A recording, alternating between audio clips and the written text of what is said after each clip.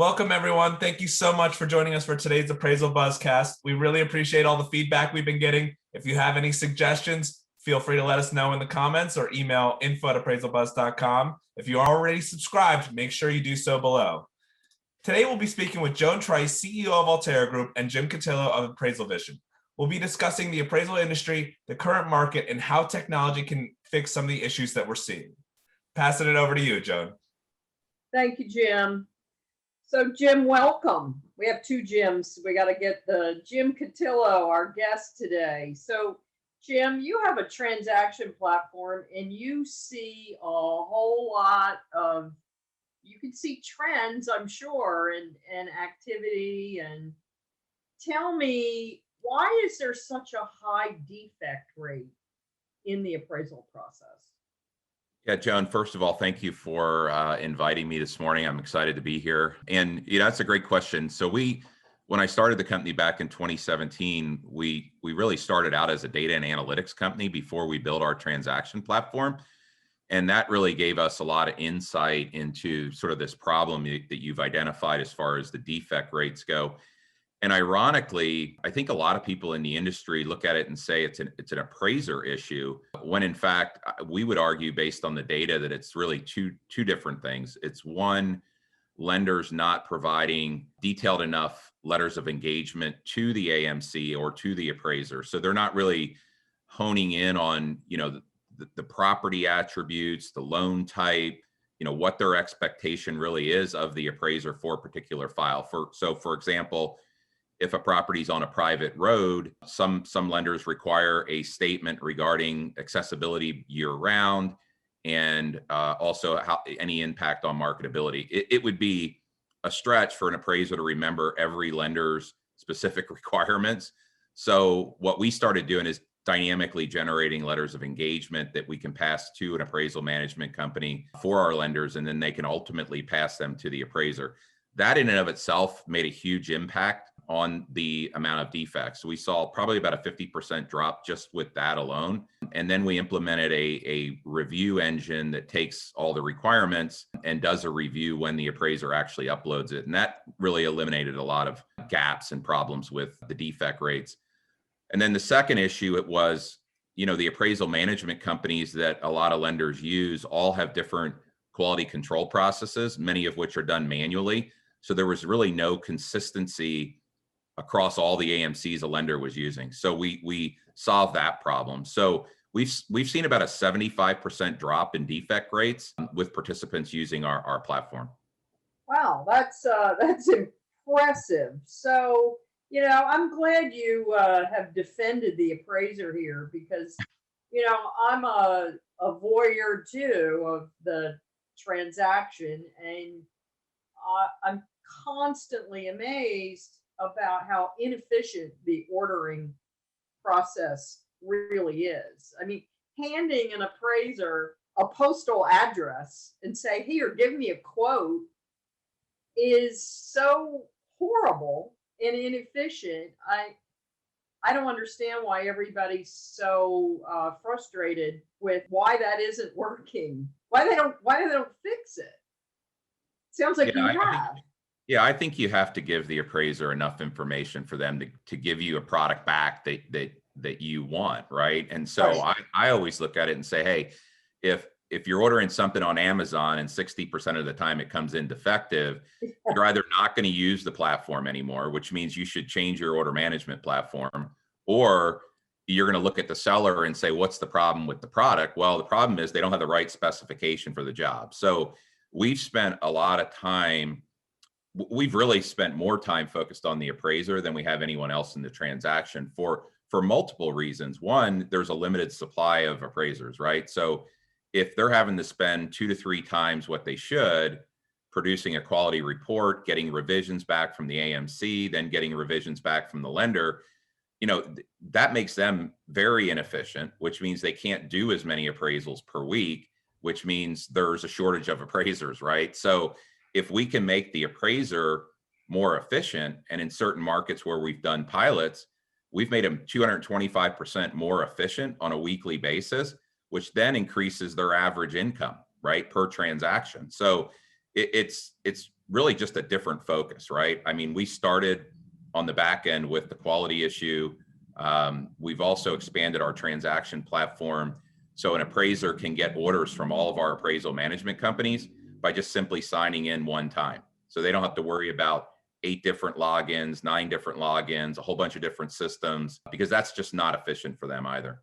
Right, I get it. Well, let's take a break right here and then we'll come back and talk about the shortage of appraisers.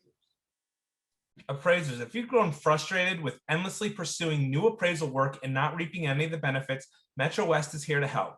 They understand and work to alleviate the pain points commonly felt by appraisers to enable personal and financial growth for their staff. After all, they've been owned and operated by appraisers since the company opened in 1987. Metro West Appraisal is an equal opportunity employer, and they're always looking for certified residential real estate appraisers to join their team.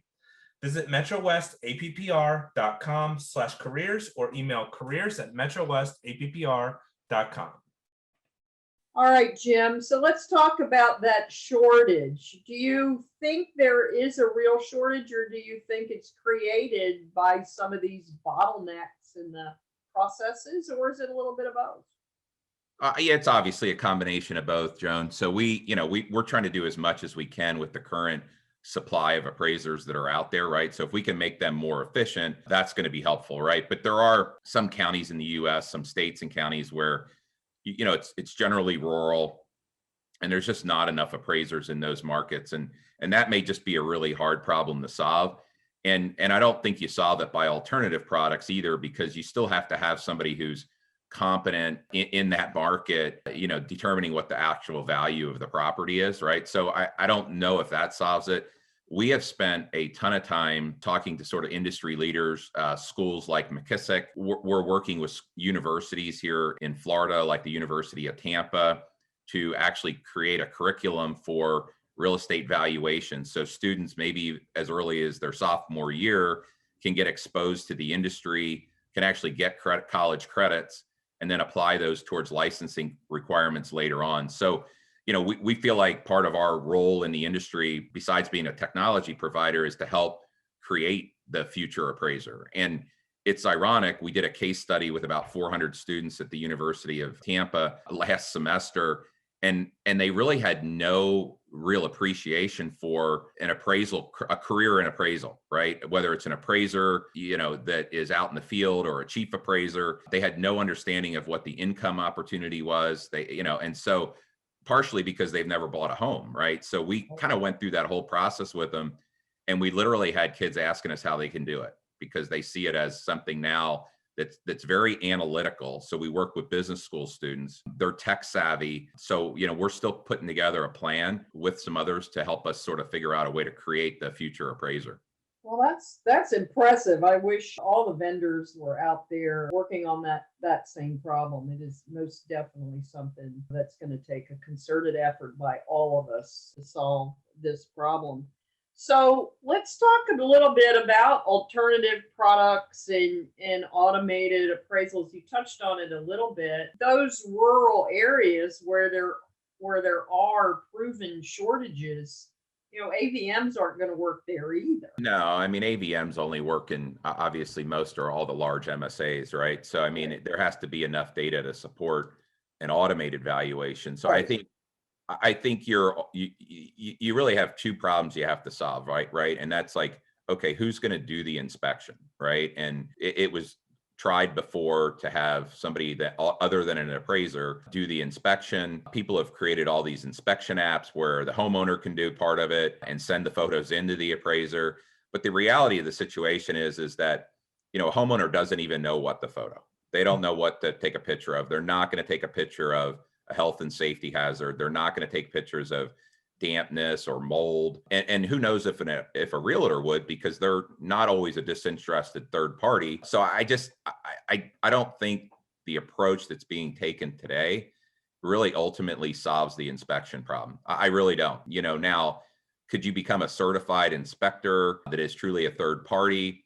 Sure, but then you still need somebody sitting back at a desk that's a certified appraiser to sort of opine on the value of the property, right? So if the appraiser that would do it in that market is already working 55, 60 hours a week, they're not going to do it for $75 when they can get paid $375. So it's just a disjointed process at this point.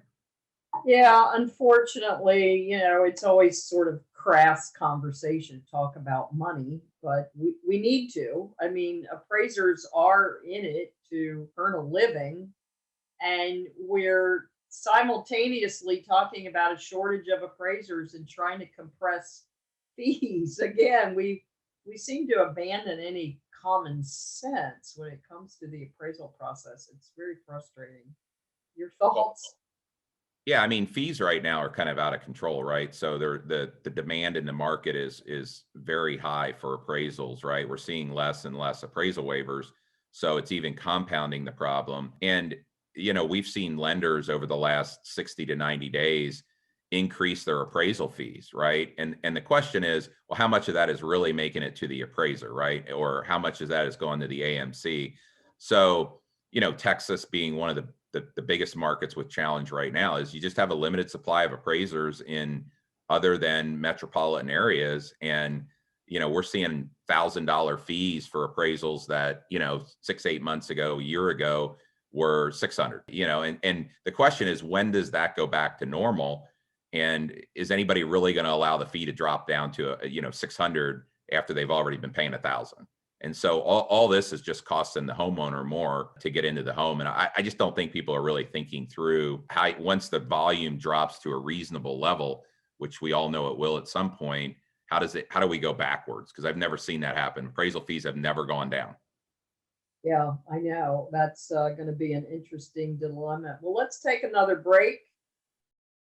In uncertain times, you need a certain partner. You don't have to sacrifice top-notch coverage for an affordable premium. Intercorp has all the options and is sure to have just the right one to fit your specific needs. They provide the appraisal profession with competitive, best-in-class E&O coverage solutions nationwide. Having served the insurance needs of the industry for more than 25 years, Intercorp understands the risks you face every day. Whether you're an individual appraiser, appraisal firm, residential, or commercial, or an AMC, visit intercorpinc.net to get a competitive quote today. So, Jim, your background is you actually owned a mortgage company before you owned this software appraisal platform technology. What do you see as some trends in the mortgage process altogether that impacts consumers? Yeah, Joan, in my prior life, as you mentioned, I was the founder and CEO of Stonegate Mortgage. And, we were fortunate enough to, have a real broad perspective on the market, right? So we had a retail distribution channel, a wholesale channel, and a correspondent channel. So we worked with what I call a lot of ancillary vendors, right? Appraisal management companies, title companies, you name it. And it's funny when I sit here today, and as I started Appraisal Vision, the focus was really on creating more efficiency for everybody involved, right? So today, if you look at some of the stats that are out there, Ellie Mae publishes a monthly report that talks about how long it takes and how much it costs to get a mortgage. It costs more today and takes longer than it did in 2010. And you really have to sit there and think about it as a lender and say, I've poured millions of dollars into technology, right? I've spent hundreds of millions of dollars creating a more efficient customer experience, a digital application, but I still can't manufacture the mortgage loan any faster. And that's why I started the company. I started with the appraisal process because it was sort of the longest pole in the tent, right? And so we've made a lot of progress. We're not done, but we've solved some of the quality issues. We've solved some of the efficiency issues, and ultimately at the end of the day, we hope to expand the transaction platform into more areas, but still have a lot of work to do on the appraisal side. Agreed. Well, Jim, thank you for joining us today. That was very, very interesting, and I hope you continue staying behind the appraiser and supporting them. I think that's a nice, fresh approach that everybody appreciates. Yeah, Joan, thanks for having me again. And we're really looking forward to Valuation Expo, and we'll be out there and hopefully get a chance to talk to a lot of the appraisers that'll be in attendance. Fantastic. See you there. All right, take care, guys. When was the last time you wanted to work more for less money? The appraisal industry is headed that way. You have to do more for the same money, and now you have less time for yourself. DataMaster can change that. With their easy-to-use software, DataMaster lets you spend more time analyzing and less time typing. Plus, you get more information than the other data import products. Head to www.datamasterusa.com/buzz for more information and to learn how you can save an hour per report. Thank you, Joan and Jim, for joining us. That was such a great discussion. And thanks so much for our listeners for joining us. We'd also like to thank our sponsors for helping keep this free for all of our listeners. If you have any questions or comments, feel free to reach out, info@appraisalbuzz.com. Otherwise, have a great day.